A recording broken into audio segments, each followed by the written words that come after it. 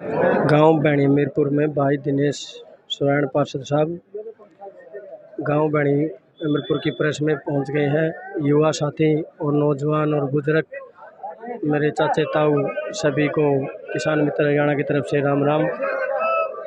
और भाई दिनेश स्वर्ण के साथ बहुत ही बैणी अमीरपुर ने सहयोग दिया और तय दिल से स्वागत भी कराया।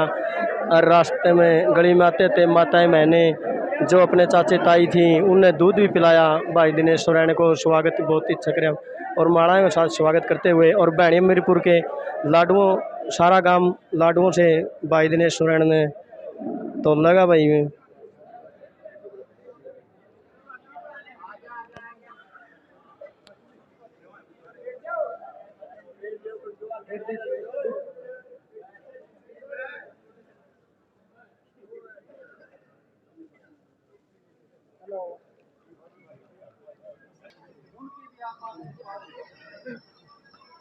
आज जिला परिषद हिसार के वार्ड 28 से प्रत्याशी रेणु देवी के प्रतिनिधि के रूप में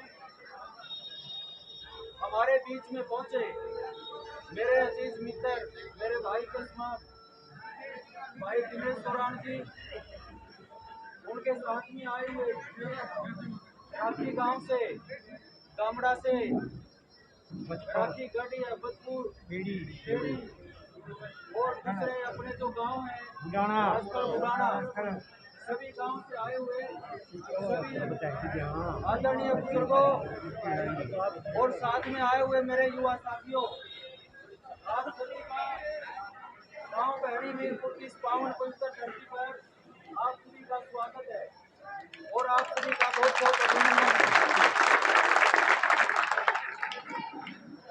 हमारे साथी दिनेश स्वर्ण गांव बैणी मीरपुर में वोटों की अपील करने के लिए आए हैं।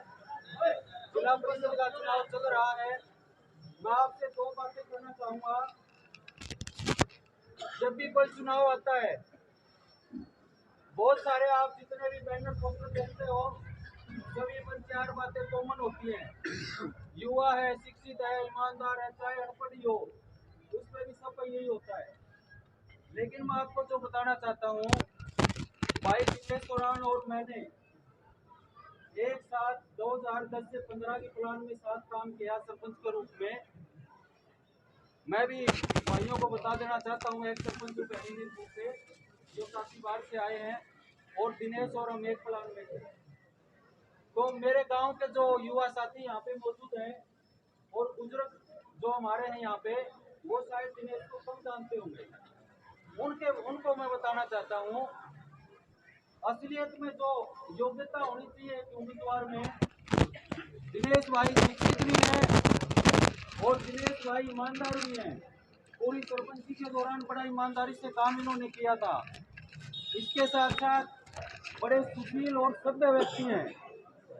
एक उम्मीदवार के क्या काम होते हैं?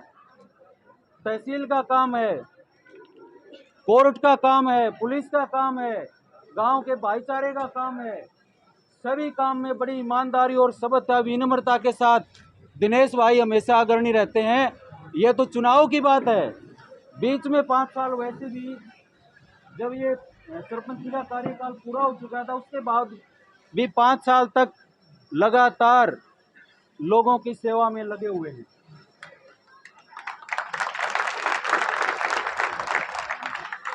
ये हमारे वार्ड का सौभाग्य मानता हूं मैं, ऐसा उम्मीदवार हम सबको मिला है।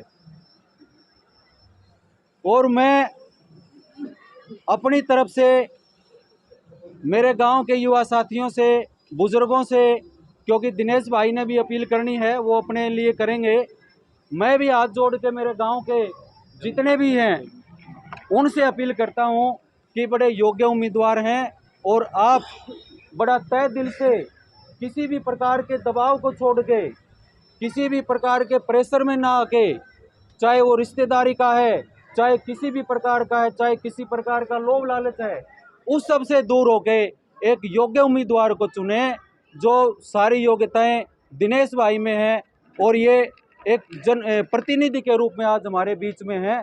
मैं तो दिनेश भाई को अपनी तरफ से आश्वासन दिलाता हूं, और बल्कि पूरे गांव की तरफ से भी, कि दिनेश भाई, हमारे गांव में आप जुनून देख भी रहे हो।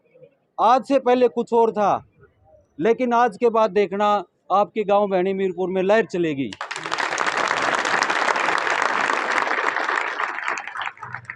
और एक भारी अंतर से भैणी मीरपुर से आपको जिता के भेजेंगे, और जब आप काउंटिंग से वापस आओगे जीत के, तो भैणी मीरपुर राखी से भी ऊपर हम ये उम्मीद करते हैं पाएगी आपको वोट देने। तो इन्हीं शब्दों के साथ आगे की कार्रवाई को मैं जारी रखता हूं। भाई दिनेश, वोटों के साथ साथ चुनाव सिर्फ वोटों से नहीं जीता जाता, साथ में और भी सहयोग होता है।